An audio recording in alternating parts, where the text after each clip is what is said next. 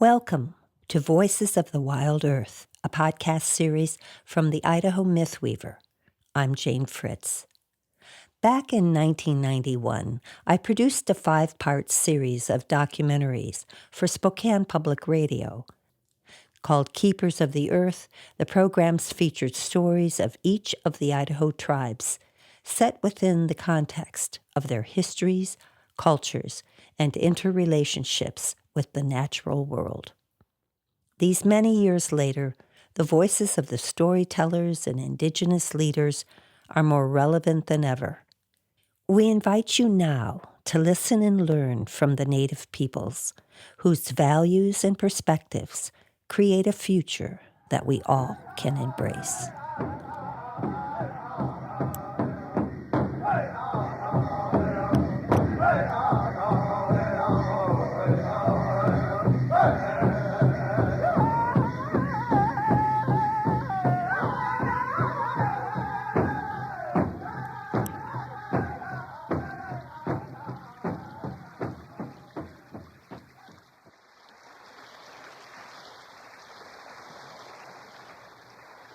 Coyote, Itziaya, he was going upstream.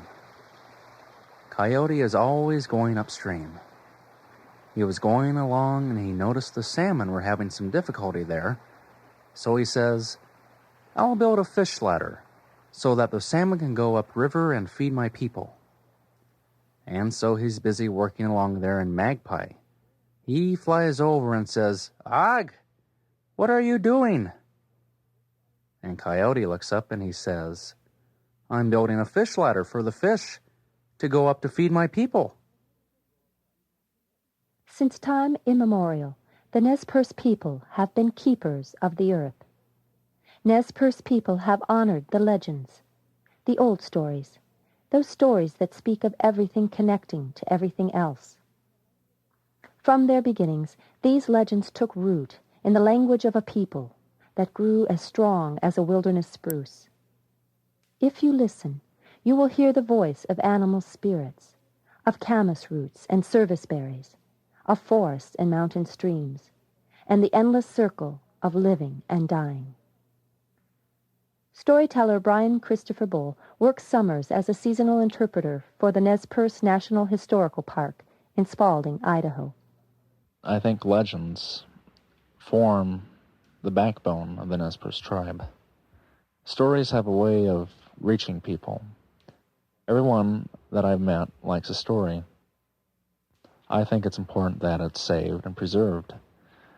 It's also, I think, one of the most easily preserved aspects of the tribe's heritage, because dancing and drumming takes years of developing the mind and the body and the right steps. Beadwork, corn husk weaving and things take a delicate hand and a delicate eye and years of perfection. But if you put your mind to it and remember the basic elements, you can tell a pretty good story. The stories speak for themselves. Myths and legends in the native oral tradition were created from lived experience, from the life force of the people, and from the land. To the Indian, life is a woven web of symbols and images that reveal hidden meanings about the inner essence of the human dimension, linked to the inner essence of the natural world. There is reverence, and there is mystery, and the circle of life turns despite human manipulation or understanding. This is a spiritual power.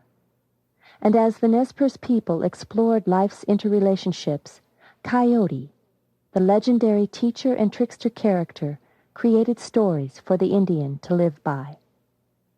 Fisheries Resource Manager for the Nez Perce tribe, Cy Whitman. Coyote being the all-encompassing trickster that he was, and the being that initiated all the life's lessons. The reason that he was always dealing with the salmon was because of the importance it played in the diet. Coyote made sure that he taught you that you would never want for meat, never want for food, because it would always be replaced because of the activities that you had done when you were on this living planet, and that you evoked the same type of reasoning and the compassion for replacing what you took.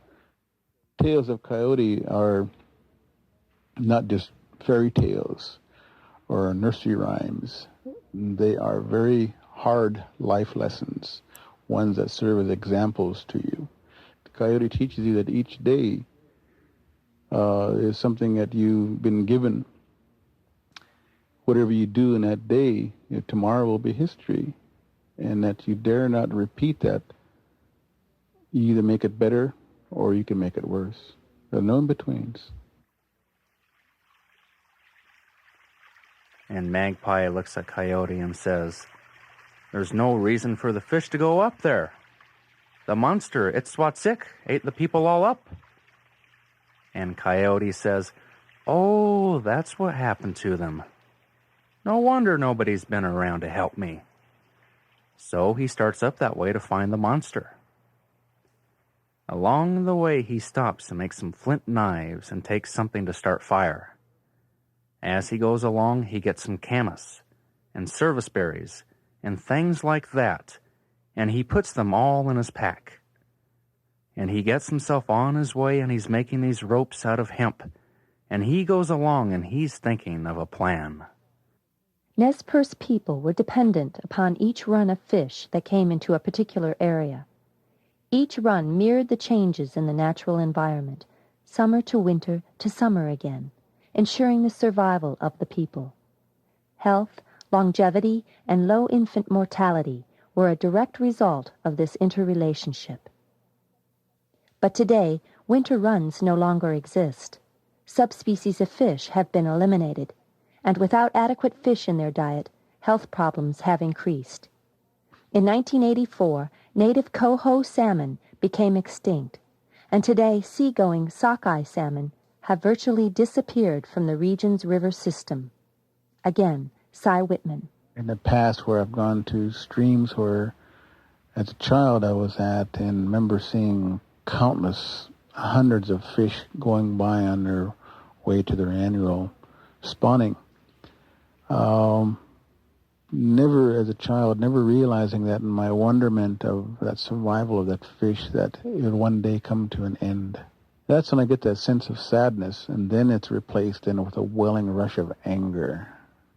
And then that too, then I go full circle, and I feel badly because very ignorance that people have about my people, my way of life, and those things that I hold dear to me, and about those remaining fish that struggle through the dams, that struggle through the lack of flow, that struggle through the degraded, denuded habitat.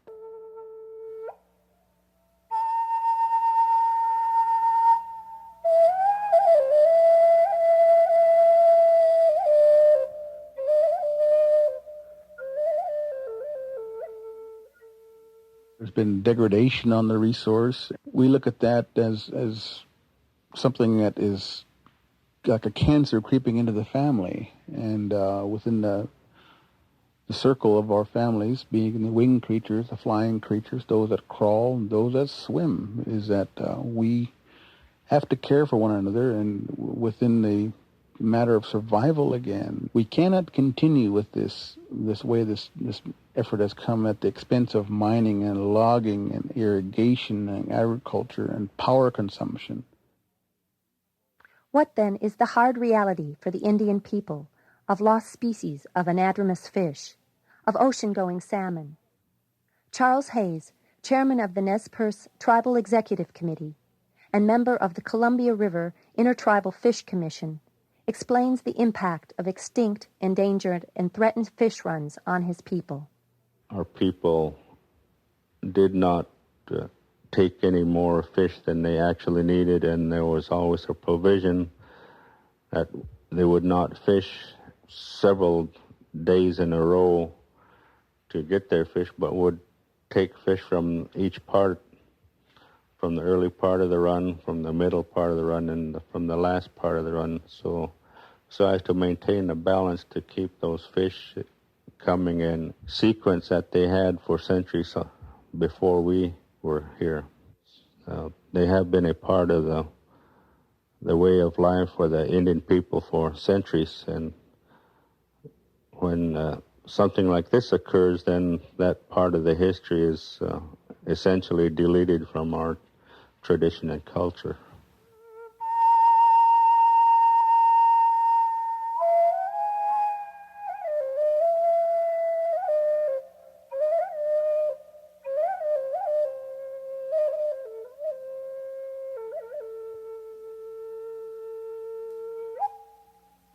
And yet the story of Coyote's creative cunning in times of great challenge and seemingly impossible obstacles continues to guide the Nez Perce people.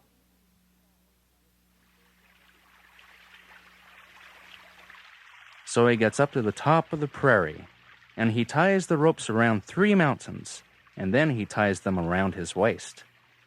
As Coyote gets up to the breaks looking into the valley, he sees the monster. It seems to be made up of many different animals, and the earth shakes violently with every step it takes. Its shadow darkens the valleys and chills the rivers, and its swishing tail causes the forest to sway and break. And Coyote says, I don't want him to see me right away. So he covers himself with clay so he's hard to see. Coyote yells out, "It's Watsik! It's Watsik!" The monster looks around and says, "Who's calling me?" He looks around over the breaks and he can't see anybody. Coyote is well camouflaged. And Coyote stands up and he says, "It's me, it's Yaya. I'm coming down and we're going to test our powers out. We're going to see who is going to draw each other in." And the monster sits and says, "Okay, all right, you go first." So the Coyote gets up there, and he checks his ropes, and he's all tied up nice, and he inhales. And the only thing that happens is maybe a hair on the monster's ear moves. The monster laughs. Coyote yells down at him, "It's your turn, Itzwatsik. You try to suck me in." So Itzwatsik opens his mouth and inhales, and the ropes break. As Coyote flies through the sky, he reaches into his backpack and throws out the roots and berries he brought with him. "Soon," he says, "the human beings will be coming, and they will find these and be happy." Then Coyote is swallowed by the monster. Itzwatsik lies down and he's content there, and Coyote is inside. The reality of cultural change for the Indian people has had its effects. Jamie Pinkham, Forest Resource Manager for the Nez Perce tribe, considers the cost of changing lifestyles for the Indian people. We were inhabitants of the earth, and we respected the Mother Earth because it provided for us. And we became dependent upon it. We interacted with it on a day-to-day basis for food, for shelter, and for worship. So that when one of those elements in the environment changes, all of Indian life can change. And a good example is the salmon. When we look at the fishing at Celilo Falls, when they put the dam in and we lost the falls, one of the stories that was told to me by a friend that expressed it in a traditional view is that when you change the land or you change the fish, then you change the people. And that certainly is what had happened at Celilo Falls, because we had fished there since time immemorial and relied upon it for subsistence. But when that fisheries resource was gone, what did the Indian people have to turn to next? So, some people had to find a different way of life to make a living. Then we look at the interrelationship and how that connects with maybe social problems, with unemployment, with loss of spirituality, and so the whole thing is interconnected. So when you change one element of the environment, we've got to look at the impact that it has on the Indian people. For us to be strong, to maintain our culture, we've got to make sure that we are able to preserve and maintain all important elements in the environment, because through each animal, there's a spiritual power that animal provides us with, or for each plant, it provides us with food source or with medicine. So we've got to make sure that we keep all those things in the circle, try not to change them, so that our life can go on as Indian people in a traditional way.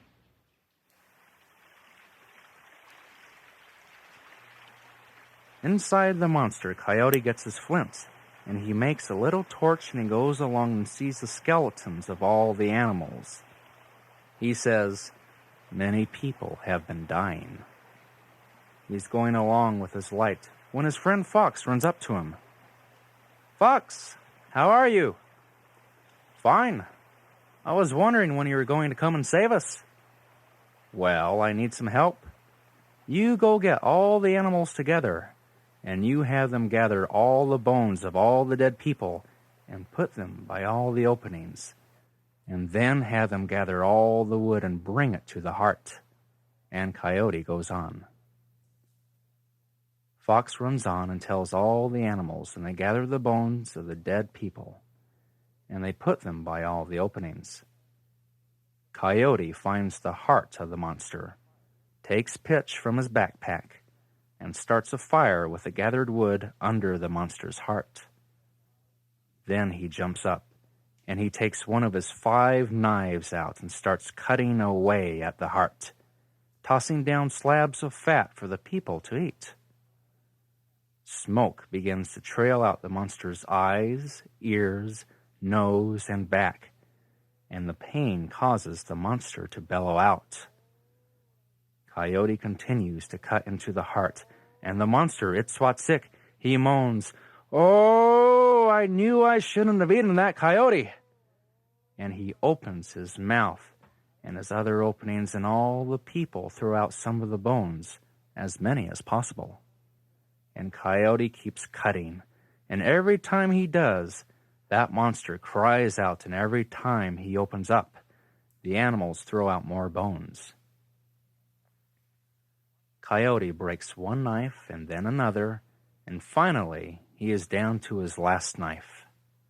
Coyote keeps cutting away at the heart, and he says to the people, "As soon as the monster opens up again, you all run out, and I'll run out too, and he'll be dead."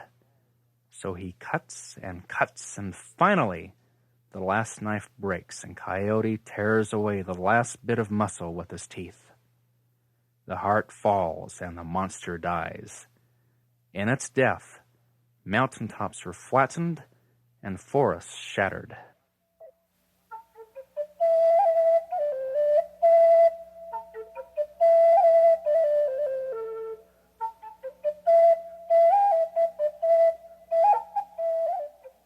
Like Coyote, the Nez Perce tribe's natural resource managers and council leaders have formulated a survival plan, and their activities closely link contemporary mainstream living with traditional values. And environmental concerns are a major foundation of the decisions the tribe makes. Cy Whitman explains tribal objectives concerning the fisheries resource. Why we need things like water quality, water quantity, flows in order to allow those fish to migrate to the ocean, and then flows to enhance a return.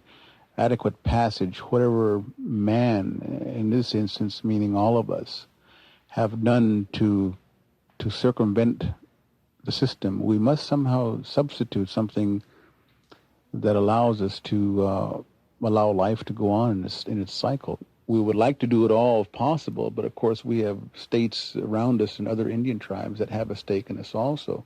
What we would like to be able to do is to ensure that we have the ability to be at the forefront of pursuing good management.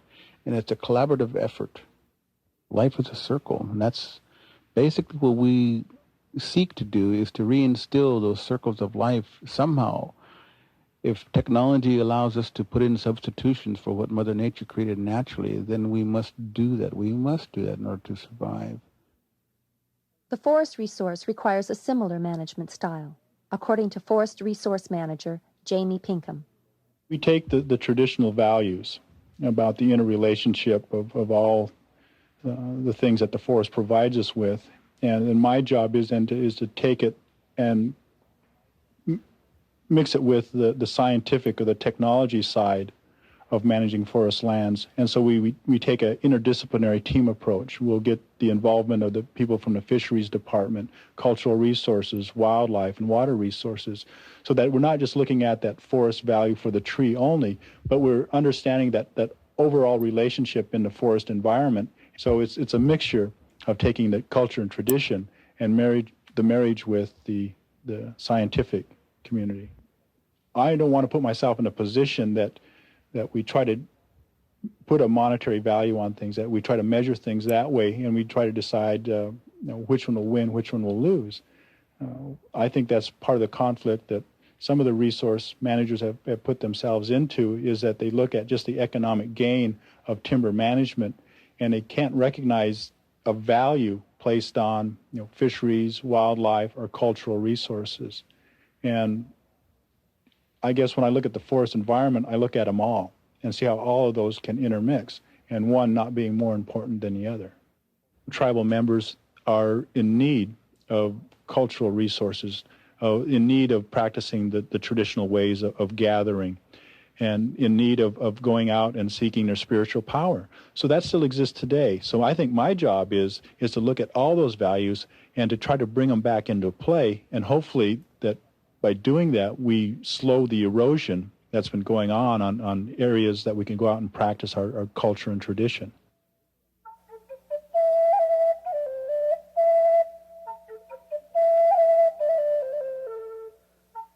Today, only 13% of the Nez Perce reservation lands actually are invested into the care of the tribe. However, John Matthews, director of Nez Perce Tribal Economic Development, is optimistic about the tribe's economic future. I think my contribution is that we're looking at a lot of projects that will allow us to be self-sufficient, acquiring lands first to so that we have a larger land base from which we can work, and making sure that those values are around thousands of years from now by providing jobs, providing revenues for our tribe. That way, whenever, even if tribal treaties are abrogated within my lifetime, we'll have a land base, we'll have businesses that'll keep going, we'll have that tribal unity, because we'll have enough revenues to ensure that our organization continues. And when the monster dies, everybody runs out. At this point, Coyote takes some blood and sprinkles it on the bones, and those dead people come to life. Then, with the help of his friends, Coyote cuts up the monster, and he throws different parts of the monster's body in every direction. Where they land, nations of human beings spring up. The feet landed over toward Montana, and that's where the Blackfeet came from. Part of the head he threw over to another part of Montana, and the Flatheads came over from there. And part of the tail he threw over to the Umatillas, and every place else. He was so busy throwing meat. And Fox comes up to him and says, "What about the people here?" The only thing he had left was the heart. And he says, "Oh, I forgot all about that. Go get me some water from this clear river." And he got him water, and he said, "Now pour it on my hands." And Coyote washed his blood off, and it dripped down. And he said, "Where this blood lands, and with this heart will grow a people, and they'll be strong, they'll be brave, they'll have good hearts, they'll live good lives. These will be the Namipu, the Nez Perce, the people."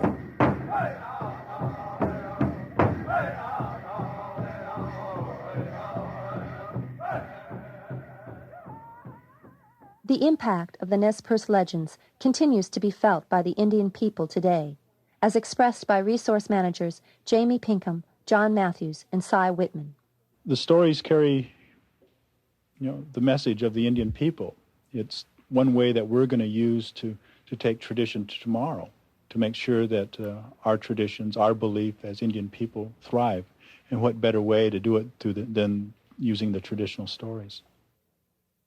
I've seen pictures and I've heard a lot of my elderly relatives speak of what they did as a child and how their forefathers did this or did that, hunted here, or fished there, or went berry picking or went root digging. And so it greatly impacts anything that I have input into.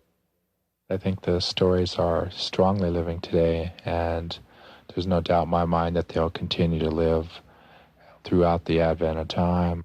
The tribe, because of its role in society, kind of has almost a duty to lead, to be the leader in environmental areas and in things that affect Mother Earth. I think you see a lot of tribes across the nation. They accent a lot of the environmental type of aspects or historical practices that have kept them in tune with Mother Nature.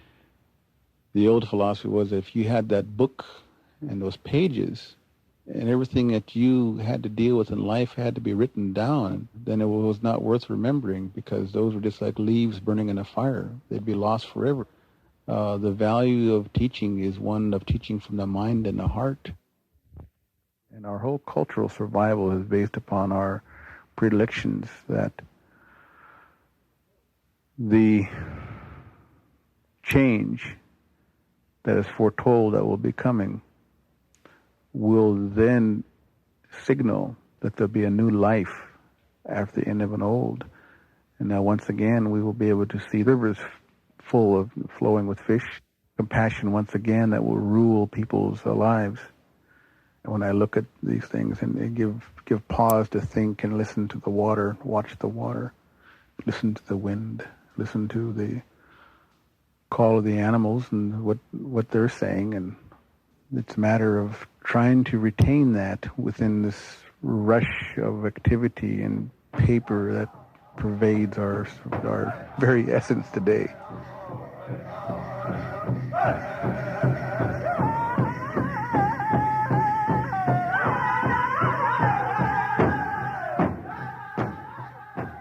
One wonders if there are lessons to be learned from the coyote and swallowing monster legend today. Nez Perce Tribal Chairman Charles Hayes thinks maybe there are. I guess it probably has a relationship to the present-day situation. Some people say today that that monster is eating away at the creatures of our earth today, as well demonstrated by the process of the threatened and endangered species petitions that have been filed recently. In many ways, that monster is probably within our present generation attempting to devour some of the creatures of our earth. The famous Nez Perce Chief Joseph once said, "The earth and myself are of one mind." The Namipu continue to value the earth, not for what it represents in goods or money, but for its being the source of all life, and for providing all of the people's needs. That oneness with the earth originated with a story. Our linkage to the earth was when coyote used the blood that was mingled with the dust of the earth and created the Nez Perce people.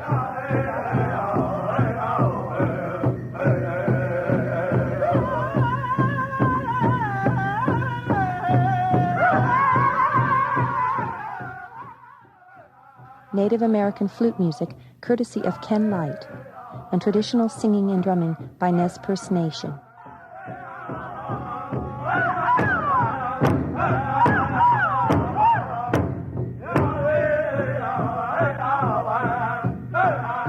Voices of the Wild Earth podcast are produced by me, Jane Fritz, and associate producer Justin Lantrip for the Idaho Mythweaver. This program is supported in part by a grant from the Idaho Humanities Council, a state-based program of the National Endowment for the Humanities. Additional funding is from the Bonner County Endowment Fund for Human Rights in the Idaho Community Foundation. We are especially grateful to the Idaho tribes for allowing us to share these original radio stories again as podcasts on mythweaver.org